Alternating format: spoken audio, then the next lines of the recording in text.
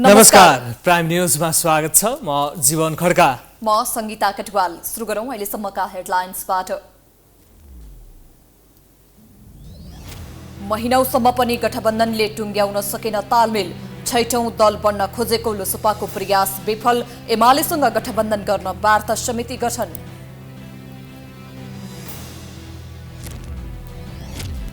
प्रधानमन्त्री एवं मन्त्रीहरूले सम्पत्ति विवरण सार्वजनिक गर्ने आफ्नै निर्णय 3 सातासम्म पनि कार्यान्वयन गरेनन्। सुशासन र पारदर्शितामा गम्भीर प्रश्न।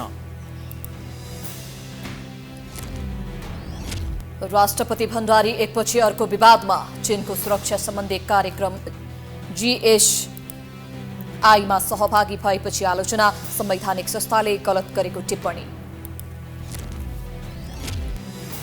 अदालतका संयौं फैसला कार्यान्वयनको अवस्था टिठलाग्दो। प्रधानमन्त्री र गृहमन्त्रीकी अटेरी अन्य मन्त्रालयहरू पनि गैर जिम्मेवार। अदालतको अवहेलना गम्भीर अपराध। नेपाल राष्ट्र बैंकको नयाँ ऋण नीतिप्रति उद्योगी व्यवसायीको आपत्ति। बाँकीका व्यवसायी आन्दोलित। बैंकको चर्को ब्याज दरका कारण मारमा परेको दुखेसो। युक्रेन युद्धका लागि रुसलाई हतियार आपूर्ति गरेको भन्ने अमेरिकी दावीको उत्तर कोरियाद्वारा खण्डन। हतियारको कारोबार भएको अफवाह फैलाएको आरोप। र 3 खेलको टी20 श्रृङ्खला अन्तर्गत भारत र अस्ट्रेलिया बीच दोस्रो खेल जारी। पहिलो खेल हारेको भारत जित्नै पर्ने दबावमा।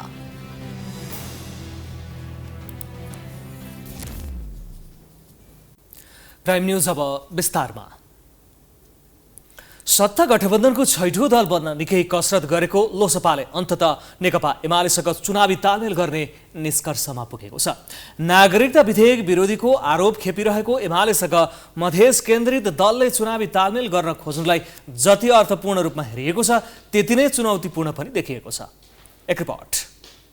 लोकतान्त्रिक समाजवादी पार्टी लोसपाका नेता सर्वेन्द्रनाथ शुक्ला र नेकपा एमालेका उपाध्यक्ष विष्णु पौडेल बीच लामो समयदेखि चुनावी तालमेलको विषयमा कुरा हुँदै आएको थियो। अहिले भने लोसपाले एमालेसँग निर्णायक वार्ता गर्न 6 सदस्यीय वार्ता टोली गठन गरेको छ। टोलीमा वरिष्ठ नेता राजेन्द्र महतो, सर्वेन्द्रनाथ शुक्ला, लक्ष्मणलाल कर्ण, शरद सिंह भण्डारी, अनिल कुमार झा र जितेन्द्र सोनल सदस्य छन्। सत्ता गठबन्धनको छैठौं दल बन्न निकै प्रयास गरेको लोसपाको उक्त प्रयास सफल हुन सकेन। एकातिर गठबन्धन बनिरहेको अवस्थामा लोसपाले एक्लै चुनावमा होमिने आँट पनि गर्न सकेन।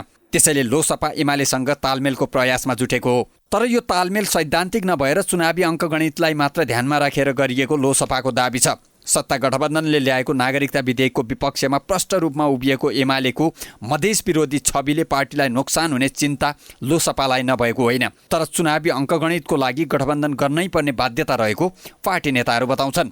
साथै अहिले एमालेसँग तालमेल गर्ने तयारी रहँदा आफ्नो लागि काङ्ग्रेस, एमाले र माओवादी एउटै भएकाले उनीहरूसँग सहकार्य र सङ्घर्ष गर्दै अगाडि बढ्नुपर्छ भन्न पनि छुटाउँदैनन्। हाम्रो लागि दुईटै, कोही साँप छ त कोही अजिङ्गर छ, कोही नाग छ। अब यही भित्रबाट सङ्घर्ष गरेर हामी अधिकार प्राप्त गर्नु पर्दैन। यसै भित्र हामी सङ्घर्ष गरेर अगाडि बढ्छौँ। साउन मसान्तमै सिट बाँडफाँडको अन्तिम टुङ्गो लगाउने दाबी गरेको सत्ता गठबन्धनले अहिलेसम्म पनि सिटको भागबण्डा मिलाउन सकेको छैन। तर नेपाली काङ्ग्रेसभित्रकै असन्तोष थेगी नसक्नु छ। नेपाली काङ्ग्रेसको शेखर कोइराला समूह देउबासँग पार्टीमा 40% भाग खोज्दै निरन्तर दबाव बढाउने रणनीतिमा छ। यही रणनीति अन्तर्गत सो समूहले शनिबार समूह भेला डाकेको छ। गठबन्धनका दलहरू र आफ्नै समूह व्यवस्थापनमा समेत चुनौती रहेको अवस्थामा लोसपाको इन्ट्रीलाई गठबन्धनका काङ्ग्रेस बाहेकका दलहरूले स्वीकार गरेनन्, जसको कारण लोसपा एमालेको पोल्टामा गएको छ। लोसपाले एमाले उपाध्यक्ष विष्णु पौडेल मार्फत एमालेलाई तालमेलको खाका बुझाइसकेको छ। यसमा एमालेको प्रतिक्रिया आइसकेको छैन। तर अहिले धेरै हदसम्म एक्लिएको अवस्थामा एमाले पनि लोसपासँग तालमेल गरेरै जानुपर्ने दबावमा छ। लोसपासँगको तालमेलले एमालेको मधेस विरोधी छविलाई समेत केही हदसम्म सुधार हुन सक्ने अपेक्षा गरिएको छ। त्यसैले दुवै दलका लागि चुनावी तालमेल अपरिहार्य भएको छ। सुशासन र पारदर्शिताको वकालत गर्ने सरकार आफै उल्टो बाटोमा हिँडिरहेको छ। प्रधानमन्त्री मन्त्री भएको 60 दिनभित्र सम्पत्ति विवरण सार्वजनिक गर्नुपर्ने प्रावधान लत्याएर आलोचित बनेको सरकारले निर्णय गरेको 3 सातासम्म पनि विवरण गर्न सकेको छैन। एक रिपोर्ट। अख्तियार दुरुपयोग अनुसन्धान आयोग ऐन 2048 तथा भ्रष्टाचार निवारण ऐनको दफा 50 मा सार्वजनिक पद धारण गरेका व्यक्तिले 60 दिनभित्र सम्पत्तिको स्रोत वा निस्सा सहितको अध्यावधिक विवरण सार्वजनिक गर्नुपर्ने व्यवस्था छ। 1 वर्षभन्दा बढी भइसक्दा पनि देउवा नेतृत्वको सरकारले सम्पत्ति विवरण सार्वजनिक नगरेको भन्दै नागरिक स्तरबाट आलोचना भयो। व्यापक जनदबावपछि गत भदौ 17 गते मन्त्री परिषद बैठकले नै सम्पत्ति विवरण सार्वजनिक गर्ने निर्णय गर्यो। तर अझैसम्म पनि प्रधानमन्त्री तथा मन्त्री परिषदको कार्यालयमा विवरण सार्वजनिक भएको छैन। आफैले निर्णय गरेको 3 सातासम्म पनि विवरण सार्वजनिक नगरेर सरकारले सुशासनकै धज्जी उडाएको छ। यसबारे मन्त्रीहरू प्रष्ट बोल्न चाहँदैनन्। कृषि मन्त्री मृगेन्द्र कुमार सिंह यादवले भने आफूले विवरण बुझाएको र सार्वजनिक गर्ने बारे जानकारी नभएको जवाफ दिए।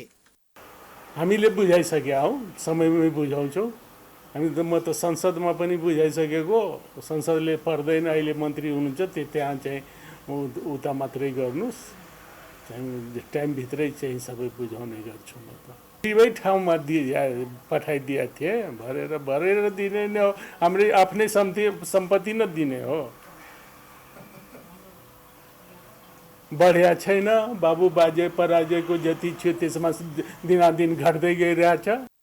सञ्चार तथा सूचना प्रविधि मन्त्री ज्ञानेन्द्र बहादुर कार्कीले अध्यावधिक नगरी पुरानै विवरण पठाएपछि मन्त्रीहरूको सम्पत्ति सार्वजनिक गर्न ढिलाइ भएको प्रधानमन्त्री तथा मन्त्री परिषदको कार्यालयका एक कर्मचारीले बताए। 2078 साल असार 29 गते प्रधानमन्त्री बनेका देउवा र मन्त्रीहरूले लामो समय भइसक्दा पनि सम्पत्ति सार्वजनिक नगर्नुले देउवा सरकार पारदर्शिता र जवाबदेहिताप्रति उदासीन रहेको स्पष्ट छ। सुशासन कसरी कायम हुन्छ? देश त छरपष्ट भएर गयो नि। राज्यका सार्वजनिक संस्थाका प्रमुखहरू, माथिल्लो अङ्गमा बस्नेहरूलाई जसले जे गरे पनि हुन्छ, हामीले जे गरे पनि हुन्छ भन्ने भावना आउँदै गयो र त्यो भावनालाई रोक्ने परिस्थिति निर्माण भएन। कुनै अङ्गहरूले यो गर्नु हुँदैन, यो गरेको चाहिँ अपराध हो भनेर भन्न सकेनन्। अनि त परिस्थिति त गिजोलियो। सार्वजनिक प्रशासनका जानकारहरूले सरकारको यस्तो गतिविधिले विधिको शासनमै प्रश्न उठ्ने बताउँछन्। 2048 सालपछि आर्थिक पारदर्शिता र जवाबदेहिताका लागि मन्त्रीहरूको सम्पत्ति विवरण सार्वजनिक गर्ने प्रचलन सुरु गरिएको थियो। तर यो प्रवृत्ति कर्मकाण्डी मात्रै भएको भन्दै आलोचना पनि हुने गरेको छ। निर्वाचन आयोगले स्थानीय तह निर्वाचनमा भएको खर्चको विवरण नबुझाउने उम्मेदवारहरूलाई 50,000 देखि 7 लाखसम्म जरिवाना गर्ने निर्णय लिइसके यो विषय निकै आलोचित बनिरहेको छ। कतिपयले 5 अर्बमा निर्वाचन सम्पन्न गरेको आयोगले 24 अर्ब बराबरको जरिवाना असुल्नु असान्दर्भिक भएको बताएका छन्। एक रिपोर्ट। वैशाख 30 गते सम्पन्न स्थानीय तह निर्वाचनमा 1,45,013 जना उम्मेदवार थिए, जसमध्येका 1,23,624 उम्मेदवारले अहिलेसम्म निर्वाचन खर्च विवरण बुझाएका छैनन्, जसमा चर्चामा रहेका जनप्रतिनिधिले पनि निर्वाचनको खर्च विवरण बुझाएका छैनन्। काठमाडौँ महानगरपालिकाका प्रमुख बालेन्द्र शाह र धरान उपमहानगरपालिकाका प्रमुख हर्क साम्पाङले पनि आयोगले तोकेको मितिभन्दा पछाडि विवरण पेश गरेका थिए। आयोगले जरिवानाको प्रक्रिया अगाडि बढाएसँगै उम्मेदवार एवं विजयी जनप्रतिनिधिहरू सशङ्कित बनेका थिए। कतिपय निर्वाचित जनप्रतिनिधिले आयोगले असान्दर्भिक रूपमा जरिवाना कायम गरेको भन्दै आलोचना समेत गरेका थिए। तर आयोगले भने समयमै निर्वाचन खर्च विवरण नबुझाएका उम्मेदवारहरूलाई एम बमोजिम नै जरिवानाको प्रक्रियामा अगाडि बढाइएको जनाएको छ। निर्वाचन आयोग ऐन 2073 को दफा 26(1) मा के भनेको छ भने निर्वाचन खर्च बुझाउनेहरूको हकमा यदि तोकिएको भन्दा बढी खर्च गरेको छ भने जति बढी खर्च गरेको छ त्यति, र यदि खर्च कसैले बुझाएको छैन भने उसको लागि सीमा जति तोकिएको छ त्यति। भनेपछि मेयरलाई 7,50,000 तोकेको हो, 7,50,000 हुने भयो। पालिकाको दलित महिला सदस्य वा अन्य सदस्यका लागि 1.5 लाख तोकेको 1.5 लाख भयो। 7,50,000 देखि 1.5 लाखसम्म जरिवाना गरेको। आयोगले खर्च विवरण नबुझाएका उम्मेदवारहरूलाई 6 महिनाभित्र जरिवाना तिर्न निर्देशन दिएको छ। जरिवाना नबुझाउनेहरूले आगामी 6 वर्षसम्म पनि कुनै पनि निर्वाचनमा भाग लिन नपाउने आयोगले जनाएको छ। 6 महिनाको समय दिएको छ नि त उहाँलाई, कानुनले दिएको, आयोगले दिएको नि होइन। आयोगले निर्णय गरेको मितिबाट 6 महिनाभित्रमा उहाँहरूले दाखिला गर्नुपर्ने छ भन्ने व्यवस्था छ। नभएको अवस्थामा बालबाला हो भने पद मुक्त हुने व्यवस्था छ, कानुनी व्यवस्था, र आगामी 6 वर्षसम्म कुनै पनि निर्वाचनमा उम्मेदवार हुन नपाउने व्यवस्था। आयोगका अनुसार समयावधिपछि विवरण बुझाउने 8666 जनालाई पनि जरिवाना तोकिएको छ। आयोगले तोकेको जरिवाना 6 महिनासम्म नबुझाउने राजनीतिक दल वा उम्मेदवारलाई आयोगले बढीमा 6 वर्षसम्म कुनै पनि निर्वाचनमा भाग लिन रोक लगाउने वा उम्मेदवार हुन अयोग्य घोषित गर्ने निर्णय समेत गरेको छ। आयोगका अनुसार हालसम्म 5 जना उम्मेदवारले मात्र जरिवाना तिरेका छन्। नागरिकता विधेयक प्रमाणीकरण नगरेपछि विवादमा तानिएकी राष्ट्रपति विद्यादेवी भण्डारी फेरि विवादमा पर्ने काम गरेकी छिन्। राष्ट्रपति भण्डारीले चिनिया कम्युनिस्ट पार्टी सीपीसीद्वारा आयोजित ग्लोबल सेक्युरिटी इनिसिएटिभ जीएसआई सम्मेलनलाई सम्बोधन गरेसँगै नेपालको परराष्ट्र मामिलामा नै प्रश्न उठेको भन्दै आलोचना हुन थालेको छ। एक रिपोर्ट।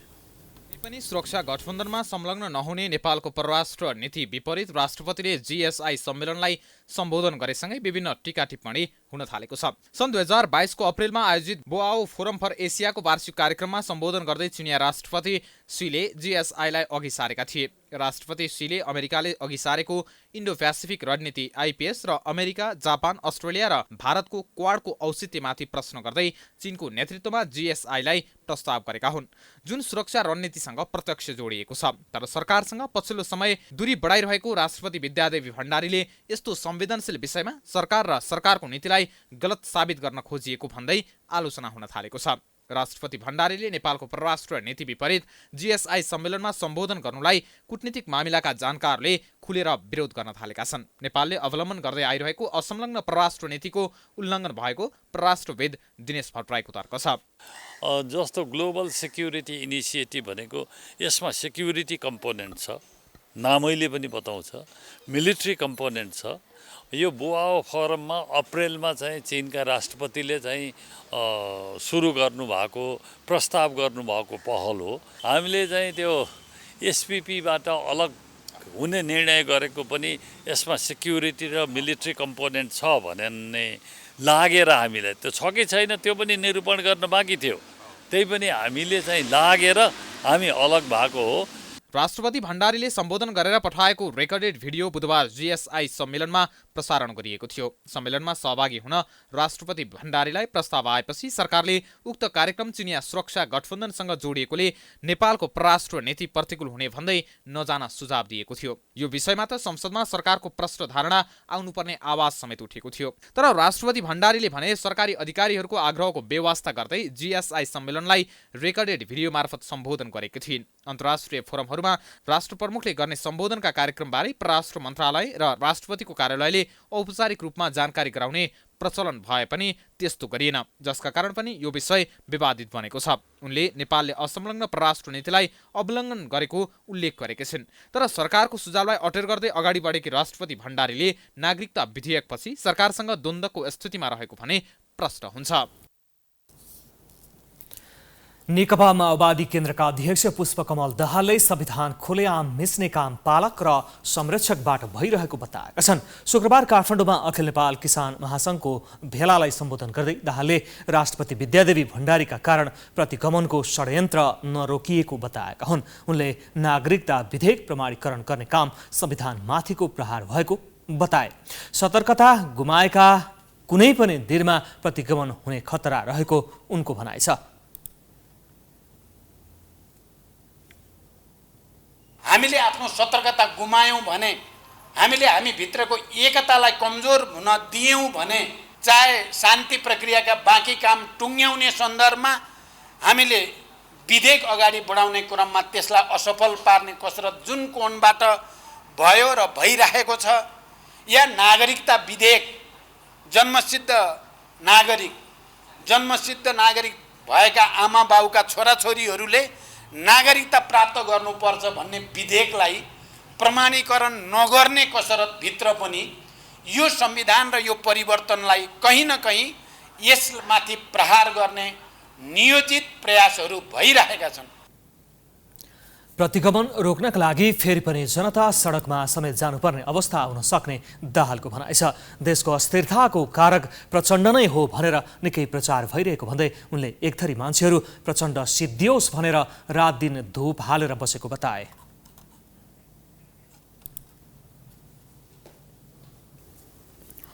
अन्यायमा परेका व्यक्ति न्याय नपाएपछि अदालतको ढोका ढकढक्याउन पुग्छन्, तर देशको न्याय प्रणालीमा वर्षौंसम्म कुर्नुपर्ने शास्ति, निरन्तरको ढिलासुस्ती, झन्झटिलो प्रक्रिया र मुद्दा मामिलाका लागि लाखौं खर्चनुपर्ने बाध्यताले नागरिक हैरान छन्। वर्षौं पुरेपछि बल्ल तल्ल फैसला त आउँछ, तर कार्यान्वयन हुँदैन। फैसला कार्यान्वयन निर्देशनालयमा निवेदनका चाङ लाग्दा समेत फैसला कार्यान्वयन गर्नुपर्ने निकायले अटेरी गरिरहेका छन्। एक रिपोर्ट। अन्यायमा परेका व्यक्तिको न्याय पाउने अन्तिम आशा हो अदालत। कतैबाट न्याय नपाएपछि नागरिक अदालतको ढोका ढकढक्याउन पुग्छन्। अदालतले निष्पक्ष फैसला गर्छ भन्ने आश नागरिकमा हुन्छ। न्यायका लागि वर्षौंसम्म कुर्नुपर्ने बाध्यता, निरन्तरको ढिलासुस्ती, झन्झटिलो प्रक्रिया र मुद्दा मामिलाका लागि हुने खर्चले सकेसम्म न्यायालय जान नागरिक चाहँदैनन्, तर कहिलेकाहीँ जानै पर्ने बाध्यता आइपर्छ। बेग र प्रतीक्षापछि अदालतले बल्ल तल्ल फैसला गर्छ, तर त्यसको पनि कार्यान्वयन हुँदैन, जसका कारण पीडितहरूले न्याय पाउने आशमा तुषारापात हुँदा अदालतले न्याय होइन फैसला मात्रै गर्छ भन्ने आम नागरिकमा लागेको छ। अदालतबाट न्याय पाए पनि फैसला कार्यान्वयन नहुँदा पीडितले न्यायको अनुभूति गर्न पाएका छैनन्। अझ अचम्म त कानुन लागू गराउने सरकार र उसका निकाय नै फैसला कार्यान्वयनमा इमानदार नहुँदा पीडित झनै अन्यायमा परिरहेका छन्। कार्यान्वयनको अवस्था चाहिँ अब हुँदै नभएको भन्ने पनि होइन र सन्तोषजनक रूपमा छ भन्न सक्ने स्थिति पनि छैन। एउटा अलिकति बीचको पाटोमा छ, केही कार्यान्वयन भएका छन्, केहीहरू छुटेका छन्। अदालतका फैसला कार्यान्वयन नभएको व्यापक गुनासो बढेपछि 2066 सालमा सर्वोच्च अदालत फैसला कार्यान्वयन निर्देशनालय अस्तित्वमा ल्याइयो। त्यसपछि अन्यायमा परेका पीडितहरूले अब त न्याय पाइन्छ कि भन्ने आश गरेका थिए, तर फैसला कार्यान्वयन निर्देशनालयले दिएको निर्देशनात्मक आदेश नै प्रधानमन्त्री तथा मन्त्री परिषदको कार्यालय, मन्त्रालय, विभाग र कार्यालयले कार्यान्वयन नै गर्दैनन्। किनभने फैसलाले कार्यान्वयन नहुनु भनेको मुलुकमा चाहिँ सुशासन मर्दै जानु हो, विधिको शासन चाहिँ मर्दै जानु हो र दण्डहीनता चाहिँ मौलाउँदै जाने अवस्था हो। त्यसकारण के छ भने अब यसमा चाहिँ न्यायपालिका आफै पनि एसर्टिभ हुनु पर्यो, चनाको हुनु पर्यो। आफूले गरेको आदेश किन चाहिँ कार्यान्वयन भएन त्यसको बारेमा पनि चासो देखाउनु पर्यो। प्रधानमन्त्री तथा मन्त्री परिषदको कार्यालय, सबैभन्दा बढी कानुन लागू गर्ने निकाय नै फैसला कार्यान्वयनमा अटेरी गरिरहेको छ। प्रधानमन्त्री तथा मन्त्री परिषदको कार्यालयले प्रमादेश, उत्प्रेषण प्रमादेश 12वटा फैसला कार्यान्वयन गरेको छैन। मन्त्री परिषदको कार्यालयलाई समेत अन्य मन्त्रालय र विभागका नाममा जोडिएका 86 फैसला उसले कार्यान्वयन गरेको छैन। फैसला कार्यान्वयन गर्न आलटाल गर्ने निकाय गृह मन्त्रालय 26वटा, सबैभन्दा बढी। कानुन, न्याय तथा संसदीय मामिला मन्त्रालय 12, महिला बालबालिका तथा ज्येष्ठ नागरिक मन्त्रालय 9, वन तथा वातावरण मन्त्रालय 11, सङ्घीय मामिला तथा सामान्य प्रशासन मन्त्रालय 5, शिक्षा, विज्ञान तथा प्रविधि मन्त्रालय 11, ऊर्जा, जलस्रोत तथा सिँचाइ मन्त्रालय 4, भूमि व्यवस्था, सहकारी तथा गरिबी निवारण मन्त्रालय 7, स्वास्थ्य तथा जनसङ्ख्या मन्त्रालय 6, उद्योग वाणिज्य तथा आपूर्ति 4, परराष्ट्र मन्त्रालय र त्रिभुवन विश्वविद्यालय 5, काठमाडौँ महानगरपालिका 11, अन्य निकाय 16, अहिलेसम्म प्रतिवेदन पेश भएका 16वटा। संविधानको धारा 126(2) मा भनिएको छ, मुद्दा मामिलाको रोमा अदालतले दिएको आदेश वा निर्णयको सबैले पालना गर्नुपर्नेछ। तर संविधानको धारालाई नै चुनौती दिँदै सार्वजनिक तथा नागरिक सरोकारका मुद्दामा सर्वोच्च अदालतले सरकारलाई दिएका आदेशहरू पालना गर्न सरकार र ऊ मातहतका निकाय नै आलटाल गर्छन्। मङ्सिर 4 मा हुने प्रतिनिधि सभा र प्रदेश सभा निर्वाचनको सुरक्षाका लागि 1,15,000 म्यादी प्रहरीको माग गरिएको थियो। बिहिबार भर्ना अभियान सकिएसँगै आवश्यकताभन्दा दोब्बर बढी आवेदन गरेको छ, जसमा महिलाको सङ्ख्या मात्रै 61,000 भन्दा बढी छ। एक रिपोर्ट। प्रतिनिधि सभा र राष्ट्रिय सभा निर्वाचनको सुरक्षाका लागि 1,15,000 म्यादी प्रहरी आवश्यक रहेको भन्दै भदौ 30 गते भर्ना आवेदन खुला गरिएको थियो। सो भर्ना अभियान बिहिबार रातिबाट सकिएको छ, जसमा मागिएको भन्दा दोब्बर आवेदन परेको छ। अर्थात् 1,15,000 म्यादी प्रहरी मागिएको छ। प्रहरीको तथ्याङ्क अनुसार आवेदन दिनेको सङ्ख्या 2,34,362 रहेको छ। आवेदन दिनेमा 61,116 जना महिला र 1,73,246 जना पुरुषले आवेदन दिएका छन्। यसरी माग गरे भन्दा धेरै सङ्ख्यामा आवेदन पर्नुले देशमा भएको बेरोजगारीको अवस्थालाई चित्रण गरिदिएको छ। नेपाल प्रहरीले आवेदन दिनेको सङ्ख्या उल्लेखीय हुनुमा प्रहरी प्रतिको आकर्षण बेरोजगारी सेवा सुविधाका कारण रहेको बताएको छ। यो सेक्युरिटी दिने सुरक्षा दिने अवसर फेरि चुनावमा हेर्नुहोस्, प्रजातन्त्रको जग बसाल्ने अवसरमा समाहित हुनु पाउनु भनेको त ठुलो कुरो, सबैले पाउँदैन कि। त्यस कारणले त्यो मौकाले पनि उहाँले ग्राब गर्नु खोज्नु भएको छ। र अर्को कुरा के भन्ने लाग्छ भने चाहिँ यसले के इन्डिकेसन गर्छ भने हाम्रा युवतीहरू चाहिँ कति बेरोजगार रहेछौँ भन्ने कुरा पनि इन्डिकेसन गरेको छ। गत वैशाख 30 मा सम्पन्न स्थानीय तह निर्वाचन सुरक्षामा 1 लाख म्यादी प्रहरी माग गरिएकोमा करिब 3 लाखले दरखास्त दिएका थिए। प्रतिस्पर्धामा 2 लाख बाहिरिएका थिए। यसपटक अघिल्लो निर्वाचनको तुलनामा केही कम दरखास्त परेको छ, तर दरखास्त दिनेको यो चापले देशमा बेरोजगारीको अवस्था कुन रूपमा छ भन्ने पनि उजागर गरिदिएको छ। यसरी आवेदन मार्फत छनौट भएका म्यादी प्रहरीले 40 दिनको तलब, भत्ता, खाजा खर्च लगायत एकमुष्ट 50,160 रुपैयाँ पाउनेछन्। यसबाहेक हिमाली भेगमा खटिएकालाई ज्याकेट किन्न थप 1,000 रुपैयाँ उपलब्ध गराइनेछ। हिमाली भेगमा जिल्लाको रासन दर अनुसार म्यादीको रासन तय गरिएको छ। चालन सम्बन्धी मापदण्ड हाम्रो जुन 2079 चाहिँ पारित भइसकेको छ।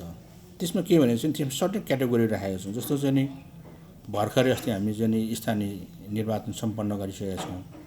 त्यसमा चाहिँ खटिएको चाहिँ होइन सुरक्षाकर्मीहरूलाई हाम्रो पहिलो प्राथमिकता, त्यस्तै तपाईँको रिटायर्ड भएको चाहिँ डिफेन्स होइन सुरक्षा एजेन्सीमा काम गरेको उहाँहरूलाई होइन यी छ कि त्यहाँ, त्यसलाई पनि आधार मान्छौँ। मेन आधार त्यो पनि हुन्छ। त्यो बाहेक पनि अन्य चाहिँ हाम्रो होइन यो कार्य जुन हाम्रो चाहिँ कार्य यो भर्ना तथा छनौट एउटा परिचालन सम्बन्धी हाम्रो चाहिँ मापदण्ड छ, कार्यविधि होइन, त्यसले टेकेर हामी चाहिँ अगाडि बढ्छौँ। छनौट भइसकेपछि बहाल रहेसम्म म्यादी प्रहरीले सामाजिक सञ्जालमा टीका टिप्पणी तथा जथाभावी सामग्री राख्न र सेयर गर्न नपाउने व्यवस्था गरिएको छ। ड्युटी समयमा मोबाइल फोन प्रयोग गर्न समेत रोक लगाइएको छ। मापदण्ड विपरीत गतिविधि गरे तत्काल बर्खास्त गरी कारबाही गर्नेसम्म प्रावधान मापदण्डमा राखिएका छन्। गत वैशाख 30 मा सम्पन्न स्थानीय तह निर्वाचनको बेला आचार संहिता र अनुशासन विपरीत गतिविधि गरेको आरोपमा करिब 50 म्यादी प्रहरी कारबाहीमा परेका थिए।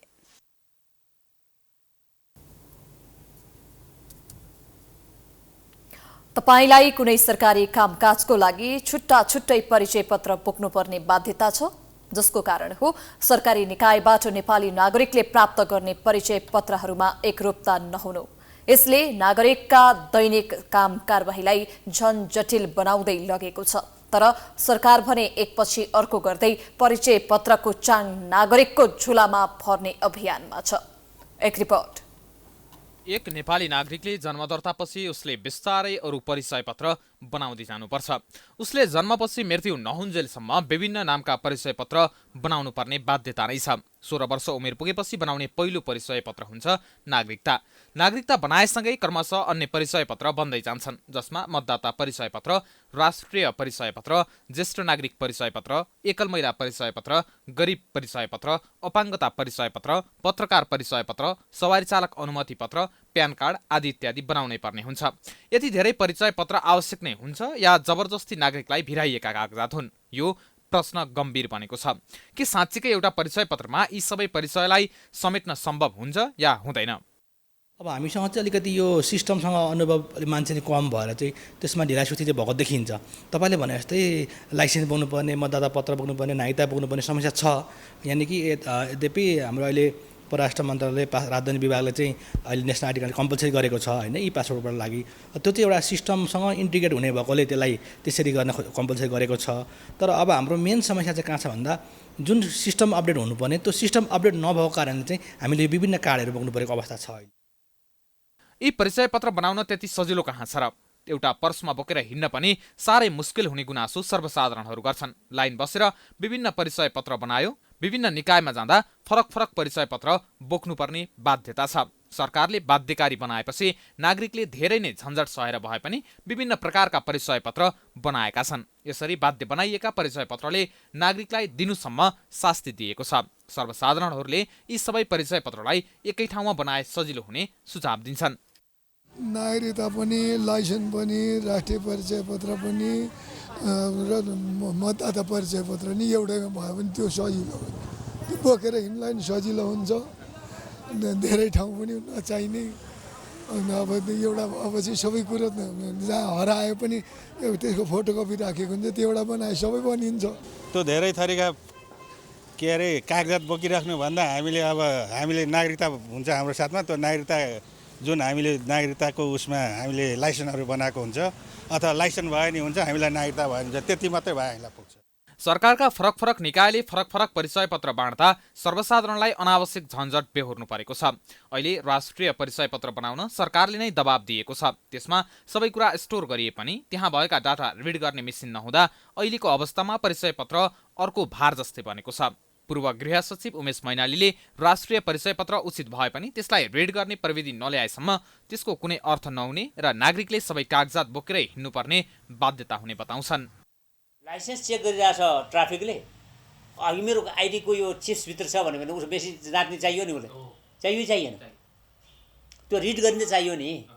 त्यस्ता चिजहरू बिस्तार अन्यत्र पनि भएपछि अनि विस्थापित हुने हो।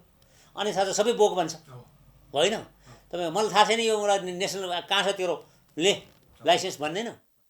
नेपालको जुनसुकै निकायको सामान्य काममा पनि परिचय पत्रलाई अनिवार्य गरिएको छ, जसले गर्दा हरेक कामअनुसार सोही नामको परिचय पत्र साथमा लिएर हिँड्नुपर्ने बाध्यता छ। त्यसैले सरकारले नागरिकलाई धेरै परिचय पत्र बोकाउनुभन्दा एउटा परिचय पत्रमा नै सबै तथ्याङ्क राखेर सहज बनाउन जरुरी छ। काठमाडौँ महानगरपालिकाले अवैध संरचना भत्काउने कामलाई तीव्रता दिएको छ। महानगरले शुक्रबार काठमाडौँको अनामनगर क्षेत्रमा रहेका अवैध संरचना डोजर लगाएर भत्काएको हो। सो क्रममा महानगरले अनामनगरको अक्सिडेन्टल पब्लिक स्कुलले सार्वजनिक जग्गामा पर्खाल बनाएको भन्दै डोजर लगाएको छ। तर परीक्षा सञ्चालन भइरहेका बेला विद्यार्थीलाई असर पर्ने गरी डोजर लगाइएको भन्दै विद्यार्थी, अभिभावक र शिक्षकहरू आक्रोशित बनेका थिए। परीक्षा सकिएपछि विद्यालय बिदा हुने जान्दा जान्दै विद्यार्थीकै अगाडि परीक्षा प्रभावित बनाएको उनीहरूको गुनासो छ। यस्तै स्कुलमा पढेर पुगेको हो नि त। आज जुन रबाब देखाउनु भएको छ नि उहाँले, यही यस्तै स्कुलमा पढेर गर्नुभएको के उहाँले पनि थाहा भएन। त्यो मलाई सरकारको कानुन सरकारले जानुन्, आई डोन्ट नो है, थाहा छैन मलाई। जुन योभन्दा अगाडिको अगाडिको जुन नक्सा थियो नि, जुन सुन्नुहोस् न तपाईँले, जुन अगाडिको अहिले भर्खर आएको जुन तुरुन्त नक्सा थियो नि, त्यसमा चाहिँ 81 खोला बढेर आयो नि त। त्यहाँभन्दा अगाडिको दुईटा नक्सा त हामीसँग छ। सार्वजनिक जग्गामा संरचना बनाएको गुनासो आएपछि पर्खाल भत्काएको र सो क्षेत्रका अन्य अवैध र अनधिकृत संरचना हटाइने काठमाडौँ महानगरका प्रहरी प्रमुख राजु पाण्डेले जानकारी दिए। र हाम्रो नाप जाँचको काम चलिरहेछ। नाप जाँचको काम अन्त्य भइसकेपछि त्यो डिमार्केसन गरेर हामी सबै भत्काउँछौँ। नक्सा विपरीत बनेका र सार्वजनिक स्थानमा बनेका संरचनालाई भत्काउने अभियान निरन्तर चल्ने महानगरले जनाएको छ। अब बिजनेस न्यूज।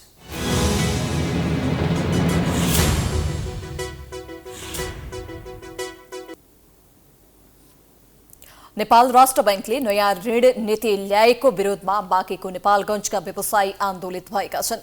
राष्ट्र बैंकले कार्तिक 1 गतेदेखि लागू हुने गरी 20 देखि 25% ऋण नीति ल्याएको छ। नयाँ ऋण नीति व्यवसायी मैत्री नभएको भन्दै नेपालगञ्जका व्यापारीले नेपाल राष्ट्र बैंक अगाडि धरना दिएका छन्। नेपालगञ्ज उद्योग वाणिज्य संघको अगुवाईमा भएको विरोध कार्यक्रममा सहभागीहरूले बैंकहरूको चर्को ब्याज दरका कारण उद्योगी तथा व्यवसायीहरू मारमा परेको बताएका छन्। ऋण असुलीको नाममा बैंकहरूले अकस्मात व्यवसायीहरूलाई साथ दिने सूचना पठाई आतंकित बनाएको व्यवसायीको गुनासो छ। जब हाम्रो मार्केटभरि हामीले व्यवसाय फैलाएका छौँ अनि एकैचोटि बैंकले चिट काटेर तपाईँले 7 दिनमा पैसा दिनुपर्छ, 15 दिनमा पैसा दिनुपर्छ, 1 महिनामा पैसा दिनुपर्छ।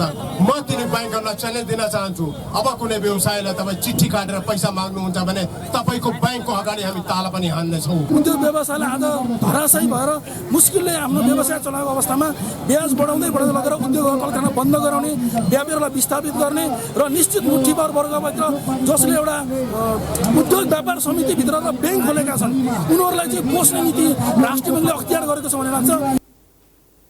व्यवसायीहरूले बैंकिङ ब्याज दर नीति व्यवसायी मैत्री नभएको भन्दै राष्ट्र बैंकका निर्देशक निवास श्रेष्ठलाई ज्ञापन पत्र समेत बुझाएको छ।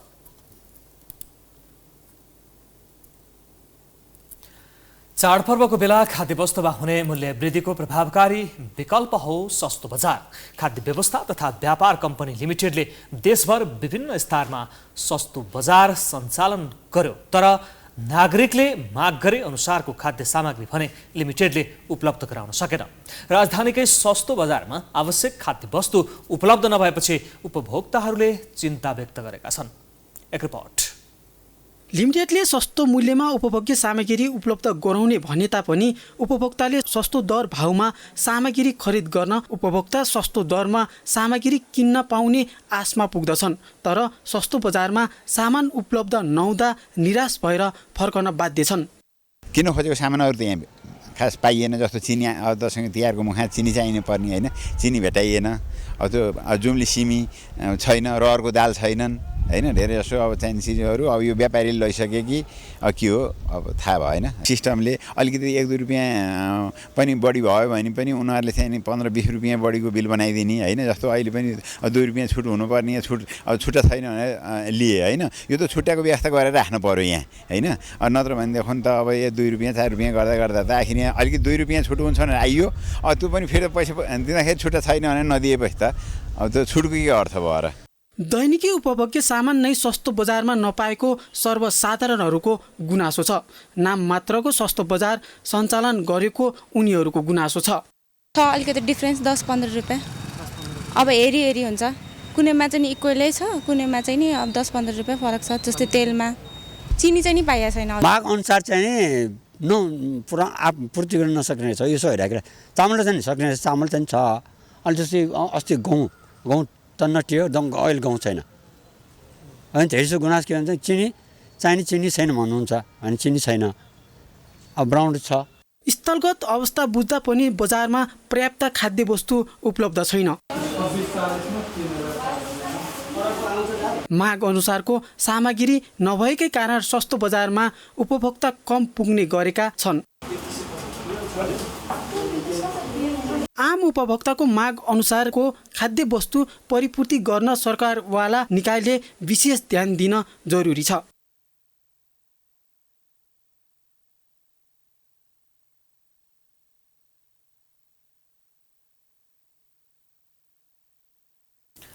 ई सेवाले सञ्चालन गरेको बिमा शुल्क भुक्तानी गरिन्छ, लखपति बनिन्छ योजनामा इलामका अनुपम पोखरेलले नगद 1 लाख रुपैयाँ जितेका छन्।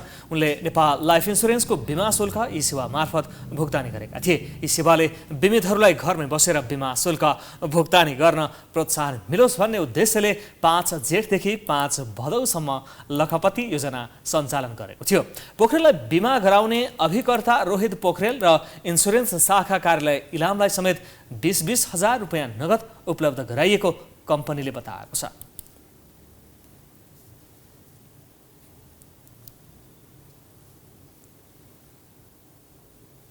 हामीले 2012 एसियाको सुरुवाती बेलामा इन्सुरेन्स पेमेन्ट पनि वान अफ दि त्यो झन्झटिलो भुक्तानी भएको एउटा माध्यम हो भन्ने चाहिँ हामीले रिकगनाइज गरेर 2012 देखि नै भुक्तानी एसियाबाट गर्न मिल्ने व्यवस्था सुरु गरेको थियौँ। लखपति योजनाभर यी सेवाबाट बिमा शुल्क भुक्तानी गर्ने 94 जनाले नगद 1,000 रुपियाँ पाएका छन्। अब स्पोर्ट्स न्यूज।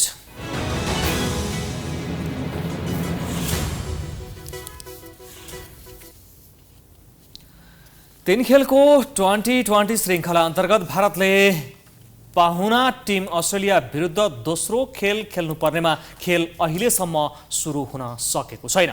यसअघि भएको पहिलो खेलमा भारत 4 विकेटले पराजित भएको थियो। भारतले 208 रनको विशाल योगफल खडा गरे पनि अस्ट्रेलियाले लक्ष्य 19.2 बलमा 6 विकेट गुमाएर पूरा गरेको थियो।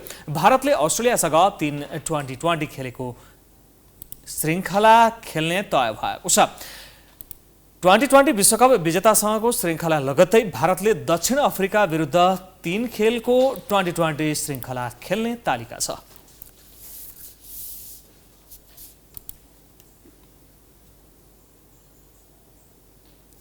हामी प्राइम न्यूजको अन्त्यमा आइपुगेका छौं। जाँदा जाँदै हेडलाइन्स पुनः एकपटक। महिनौसम्म पनि गठबन्धनले टुङ्ग्याउन सकेन तालमेल। 6औं दल बन्न खोजेको लोसपाको प्रयास विफल। एमालेसँग गठबन्धन गर्न वार्ता समिति गठन। प्रधानमन्त्री एवं मन्त्रीहरूले सम्पत्ति विवरण सार्वजनिक गर्ने आफ्नै निर्णय 3 सातासम्म पनि कार्यान्वयन गरेनन्। सुशासन र पारदर्शितामा गम्भीर प्रश्न। राष्ट्रपति भण्डारी एकपछि अर्को विवादमा। चीनको सुरक्षा सम्बन्धी कार्यक्रम जीएसआईमा सहभागी भएपछि आलोचना। संवैधानिक संस्थाले गलत गरेको टिप्पणी। अदालतका संयौं फैसला कार्यान्वयनको अवस्था टिठलाग्दो। प्रधानमन्त्री र गृहमन्त्रीकै अटेरी अन्य मन्त्रालयहरू पनि गैर जिम्मेवार।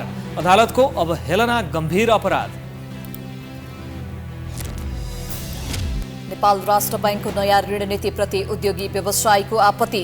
बाँकीका व्यवसायी आन्दोलित। बैंकको चर्को ब्याज दरका कारण मारमा परेको दुखेसो।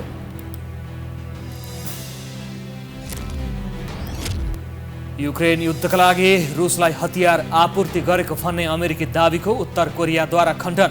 हतियारको कारोबार भएको अफवाह फैलाएको आरोप।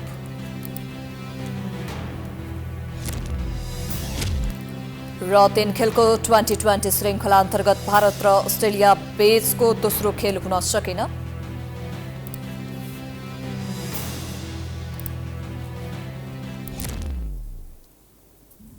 प्राइम न्यूज अहिलेलाई सकियो। यसपछिको प्रस्तुति जनता जान्न चाहन्छन् विशेष कमलाको साथमा।